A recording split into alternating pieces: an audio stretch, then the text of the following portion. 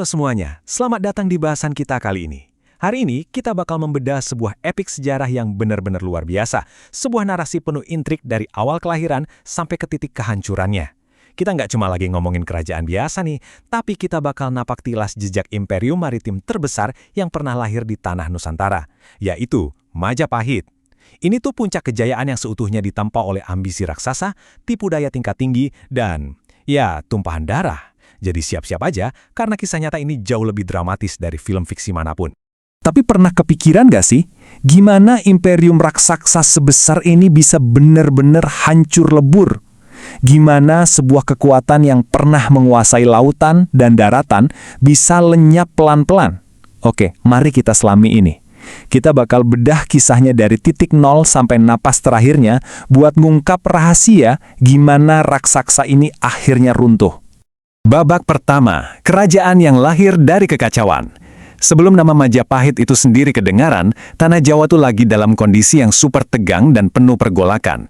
Di tengah kekacauan itu, ada kerajaan besar bernama Singasari, dipimpin sama Raja Kertanegara yang sangat ambisius. Tiba-tiba, dari utara muncul ancaman monster dunia waktu itu. Kekaisaran Mongol di bawah Kubilai Khan. Mereka minta Singasari buat tunduk. Kertanegara jelas nolak keras, bahkan sampai menghina utusan Mongol.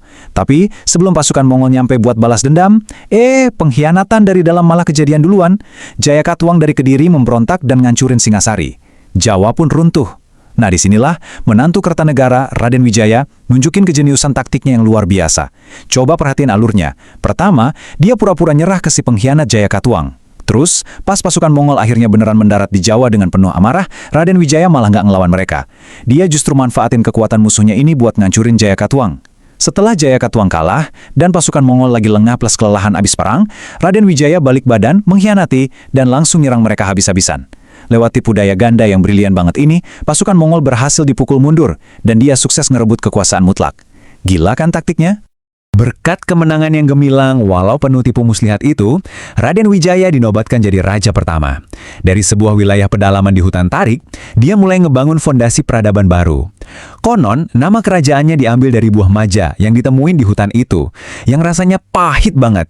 Dan percayalah, tahun-tahun awal berdirinya kerajaan ini memang sepahit buahnya.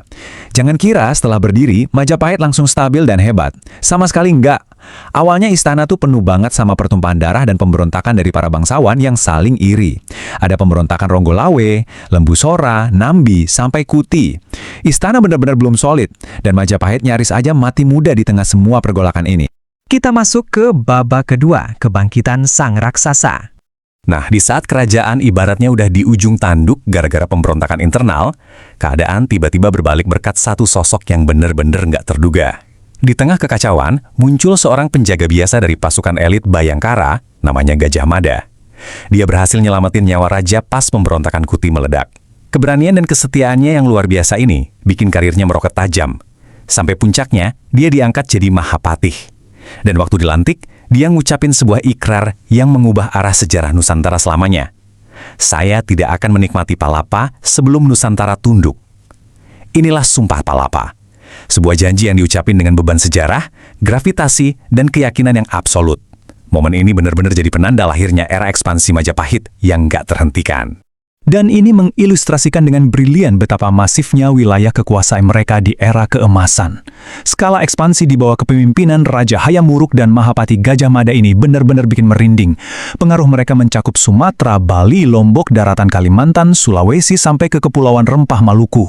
Bahkan jangkauannya tembus ke Tumasik yang sekarang kita sebut Singapura, semenanjung Melayu sampai sebagian Nusa Tenggara. Naskah kuno Nagara Kertagama aja nyebutin ada puluhan daerah bawahan. Majapahit bukan lagi sekedar kerajaan regional di Jawa, tapi udah berevolusi jadi jaringan kekuasaan maritim raksasa yang menyatukan kepulauan.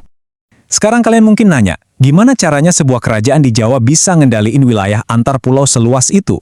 Nah, alih-alih cuma ngendalin pendudukan militer yang brutal dan pastinya makan biaya super mahal di tiap daerah, Majapahit ini beroperasi sebagai imperium pengaruh. Mereka main cerdas. Mereka ngebangun jaringan kekuasaan lewat persekutuan dagang yang kuat, ngasih tekanan politik, narik upeti, nempatin pejabat-pejabat loyal di wilayah kunci, dan pastinya di-backing sama armada laut pelindung yang nggak ada tandingannya waktu itu. Ini benar-benar strategi geopolitik yang sangat jenius buat zamannya. Babak ketiga, tragedi Perang Bubat. Sayangnya, sehebat apapun sebuah imperium, ambisi yang gak terkendali itu seringkali berujung pada kesalahan fatal dan ninggalin noda darah yang kelam. Gini ceritanya. Di tahun 1357, Raja Hayam Wuruk sebenarnya punya niat yang tulus banget. Dia pengen menikahi putri dari kerajaan Sunda, yaitu Dyah Pitaloka. Rombongan kerajaan Sunda pun datang ke Majapahit dengan ekspektasi tinggi. Ya, mereka datang sebagai keluarga kerajaan yang terhormat buat merayakan pernikahan agung. Tapi Gajah Mada ternyata punya agenda yang beda total. Didorong sama ego dan arogansi penaklukannya, Gajah Mada secara sepihak nuntut kalau sang putri itu nggak boleh dinikahin secara setara, melainkan harus diserahin sebagai tanda takluk dan upeti dari kerajaan Sunda buat Majapahit. Jelas aja Raja Sunda murka besar atas penghinaan yang luar biasa ini. Banyak sejarawan yang menilai kalau ini adalah kemenangan yang paling memalukan buat sang imperium. Terjadilah pertumpahan darah yang sangat nggak seimbang di lapangan Bubat. Rombongan kerajaan Sunda dibantai habis-habisan sama pasukan Majapahit. Dan puncaknya yang paling tragis, sang putri Dyah Pitaloka milih buat mengakhiri hidupnya sendiri demi menjaga kehormatannya. Peristiwa keji ini benar-benar mengguncang nama baik Majapahit dan jadi titik awal retaknya hubungan politik serta keharmonisan di dalam internal kerajaan itu sendiri. Masuk ke babak keempat, kematian yang panjang, saat saudara saling membunuh saudara. Setelah wafatnya Gajah Mada dan Hayam Wuruk, Majapahit otomatis kehilangan otak politik sekaligus pemersatu para elit istananya. Imperium ini langsung jatuh ke fase rebutan warisan yang pahit banget dan puncaknya adalah Perang Paregreg. Jadi poin krusialnya di sini adalah ini tuh racun terakhir yang mematikan. Sebuah perang saudara yang merusak dan benar-benar nguras habis energi kerajaan. Perang ini terjadi antara Wikramawardhana di Istana Barat ngelawan Brewirabumi di Istana Timur. Saudara ngelawan saudara. Pasukan elit Majapahit yang dulu bareng-bareng menaklukkan Nusantara sekarang malah saling bunuh. Kas kerajaan terkuras abis nggak bersisa. Tragis banget kan? Raksasa ini nggak hancur karena diserang musuh dari luar. Dia memakan dirinya sendiri dari dalam. Runtuhnya Majapahit itu bukan kejadian dramatis yang selesai dalam satu malam. Enggak, ini tuh efek domino keruntuhan yang berjalan pelan-pelan. Pertama, gara-gara perang saudara tadi, kekuasaan pusat melemah drastis dan kas negara kosong melompong. Kedua, karena situasi udah nggak aman, pusat-pusat perdagangan internasional dan pelabuhan mulai pada kabur, pindah cari tempat yang lebih aman. Ketiga, ngelihat pusatnya lagi lemah, kerajaan-kerajaan bawahan yang dulu tunduk perlahan mulai melepaskan diri dan mendeklarasikan kemerdekaan mereka. Keempat, keseimbangan kekuatan akhirnya bergeser total pas kekuatan-kekuatan baru mulai naik, kayak Kesultanan Demak di pesisir utara. Majapahit mati pelan-pelan, persis kayak raksasa yang kehabisan darah. Sampai di awal abad ke-16, kebesaran nama mereka cuma tinggal bayangan aja di masa lalu. Babak kelima, warisan yang terus hidup. Walaupun secara fisik istananya udah runtuh sejak awal abad ke-16, jejak dan memori imperium ini nyatanya nggak pernah benar-benar mati.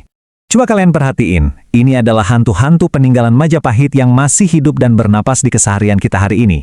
Konsep kesatuan Nusantara yang jadi inspirasi wilayah negara kita, simbol burung Garuda yang jadi lambang negara yang gagah, semboyan Bhinneka Tunggal Ika yang menyatukan keberagaman kita, sampai keindahan tata kota, arsitektur Candi Bata Merah, dan karya-karya sastra Jawa kuno. Semuanya lahir dari rahim imperium ini. Identitas nasional kita sekarang tuh nyatanya sangat dalam ditempa oleh memori kejayaan masa lalu itu. Ditempa di dalam kuali sejarah yang sama, yang berisi pengkhianatan, ambisi luar biasa, dan epik kepahlawanan Majapahit. Yang pada akhirnya ninggalin kita dengan satu renungan yang mendalam banget nih. Apakah Majapahit itu benar-benar mati? Atau jangan-jangan imperium itu cuma berubah wujud aja jadi sesuatu yang lebih besar hari ini? Istana dan batanya mungkin emang udah lebur, menyatu sama tanah, tapi visi raksasa buat nyatuin ribuan pulau ini masih terus hidup dan mengalir deras di nadi bangsa kita. Coba deh pikirin, gimana sejarah yang penuh ambisi dan pertumpahan darah dari masa lalu itu nggak pernah benar-benar hilang, tapi justru terus ngebentuk dunia yang kita pijak hari ini. Oke, terima kasih banyak udah ngikutin bahasan mendalam kita kali ini. Teruslah jadi pembelajar yang kritis dan penuh rasa ingin tahu. Sampai jumpa di bahasan berikutnya. Sampai sini sudah paham? Jadi kalau teman-teman ada yang mau ditanyakan, silahkan komen dan bantu channel ini menjadi lebih besar dan maju.